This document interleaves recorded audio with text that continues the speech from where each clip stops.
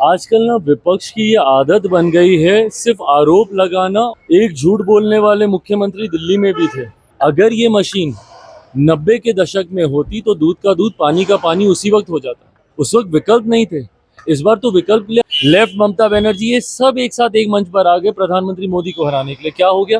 बेलागंज की सीट ये लोग हार चुके हैं, तरारी की सीट ये लोग हार चुके हैं। विपक्ष अपना खाता भी खोल लेना तो ये बड़ी बात होगी। नमस्कार, स्वागत है आपका लाइव बिहार में। मैं आपके साथ है संजीव सिंह। तो कल प्रधानमंत्री मोदी बिहार दौरे पर आए थे। बिहार में उन्होंने भागलपुर में किसानों को संबोधित किया और इस दौरान उन्होंने मुख्यमंत्री नीतीश कुमार को एक तरफ जहां लाडले मुख्यमंत्री बताया तो वहीं लालू प्रसाद यादव पर जमकर हमला किया और उन्हें चारा चोर तक कह डाला। देखिए, इसको लेकर के लालू प्रसाद यादव ने भी जवाबी जो है बयान दिया है। उन्होंने मुख्यमंत्री नीतीश कुमार के साथ साथ प्रधानमंत्री मोदी पर भी हमला किया और प्रधानमंत्री मोदी को लेकर खास करके कहा है कि देखिए, अगर झूठ पकड़ने की कोई मशीन होती तो प्रधानमंत्री मोदी ने इतना झूठ बोला कि मशीन टूट जाता। देखिए, इसको लेकर के जब अभी चिराग पासवान जो कि लोक जनशक्ति पार्टी रामविलास के राष्ट्रीय अध्यक्ष और केंद्र सरकार में मंत्री हैं, उनसे जब सवाल किया गया कि लालू यादव कह रहे हैं कि झूठ पकड़ने वाली मशीन होती तो मशीन वो टूट जाती। देखिए, इसको लेकर के चिराग पासवान हमलावर हैं लालू प्रसाद यादव पर और विपक्ष पर जमकर निशाना साधे हैं। उन्होंने कहा है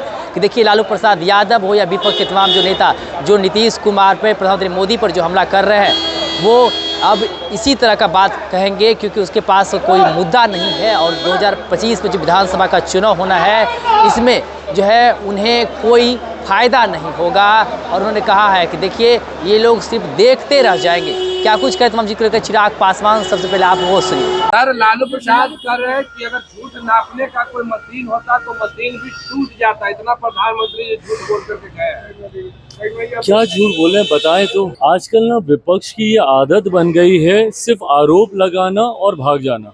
और देश भारत एक लोकतांत्रिक देश है। देश की जनता ये सब बातें देखती है और उसी के आधार पर अपना फैसला करती है। एक झूठ बोलने वाले मुख्यमंत्री दिल्ली में भी थे जो बड़े बड़े दावे वादे कर आए थे। क्या किया देश की जनता ने 10 साल के बाद उनके साथ? उनको दिल्ली की सत्ता से बाहर कर दिया। इसी तरीके से अगर देश में कोई झूठ बोलता है तो लोकतंत्र में इतनी ताकत है कि उस व्यक्ति को अगले चुनाव में जनता अपना फैसला सुनाती है। अब यही पैमाना है, यही मापदंड है। जिस मापदंड की बात आदरणीय लालू जी कर रहे हैं, ये वही मापदंड है कि देश की जनता ने निरंतरता में अगर तीसरी बार मेरे प्रधानमंत्री आदरणीय नरेंद्र मोदी जी पे भरोसा किया है तो इसका मतलब कहीं ना कहीं पिछली 3 बार से वो अपने वादों पर, अपनी बातों पर खरा उतर रहा है। आज की तारीख में प्रधानमंत्री मोदी के वादे, उनके वादों को पूरा करने की गारंटी है।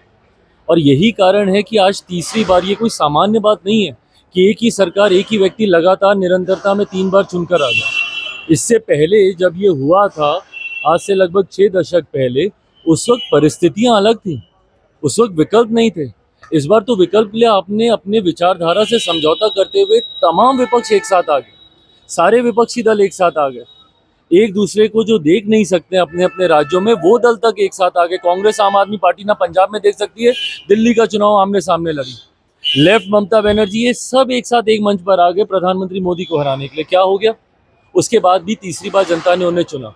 तो जब आदरणीय लालू जी ये बात कहते हैं कि अगर झूठ को नापने की कोई मशीन हो, अगर ये मशीन 90 के दशक में होती तो दूध का दूध पानी का पानी उसी वक्त हो जाता। 90 के दशक में जिस तरीके से बिहार में बर्बाद करने के लिए एक के बाद एक गलत नीतियां लागू की गई, भ्रष्टाचार की हदों को पार किया गया, परिणाम स्वरूप उसके बाद कभी इनका दल अकेले बहुमत में नहीं आ पाया। हमेशा इनको उसके बाद मुख्यमंत्री जी की बैसाखी का सहारा करके इनको सत्ता में आना पड़ा। तो दर्शाता है कि झूठ इन्होंने बोला था, जनता ने इन्हें नकारा है।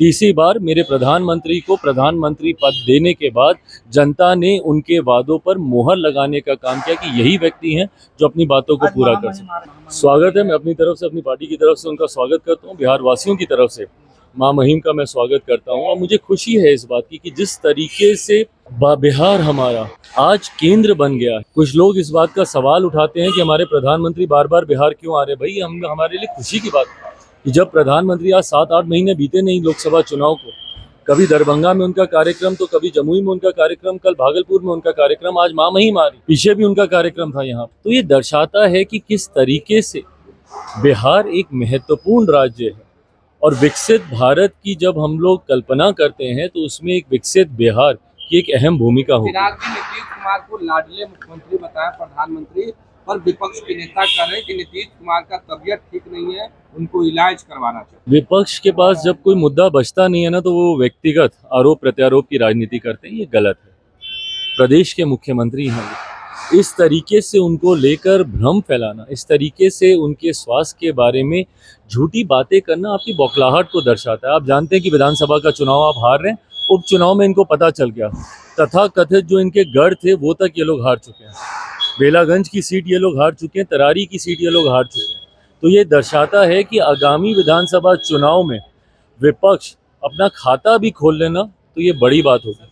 225 से ज़्यादा सीटें जीतकर इस बार हम लोग सरकार बनाने जा रहे हैं। अब क्योंकि कोई मुद्दा नहीं बचा तो ये व्यक्तिगत आरोप पे विपक्ष आ गया है, जिसका जवाब भी जनता देगी। लालू प्रसाद यादव के बेटे हैं निषाद को कह रहे हैं कि आरजेडी ज्वाइन कर ले, बेहतर हो। भाई देखिए, ये अंतोगत्वा ये फैसला एक व्यक्ति विशेष को लेना है, मेरी समझ के परे है कि क्यों बाकी के लोग इतने उत्साहित हैं। ये फैसला उनको करना है कि उनको राजनीति में आना है, नहीं आना है, कब आना है, कैसे आना है। आएंगे तो हम लोग स्वागत जरूर करेंगे। तो आपने सुना कि साफ तौर पर चिराग पासवान ये कहते नजर आ रहे हैं कि देखिए जिस तरह से ये लोग हमला कर रहे हैं, जिस तरह के ये लोग बयान दे रहे हैं, इससे साफ जाहिर होता है कि अब इन लोग के पास कोई मुद्दा नहीं है। तो वहीं विधानसभा चुनाव को लेकर के इन्होंने कहा है कि विधानसभा चुनाव में जो है इनको जनता जो है वो जवाब देगी। और लालू प्रसाद यादव पर भी हमला करते हुए उन्होंने कहा कि 90 के दशक में अगर झूठ पकड़ने वाली कोई मशीन होती तो इन लोग का सारा झूठ जो है वो पकड़ाता और जनता जो है वो इसका झूठ अच्छे तरीके से पकड़ लेती। क्या कुछ तमाम मुद्दों को लेकर चिराग पासवान वो आपने सुना। अभी अपनी राय प्रतिक्रिया हमें कमेंट में दे सकते हैं। आप लाइव बिहार, सभी का बहुत बहुत धन्यवाद।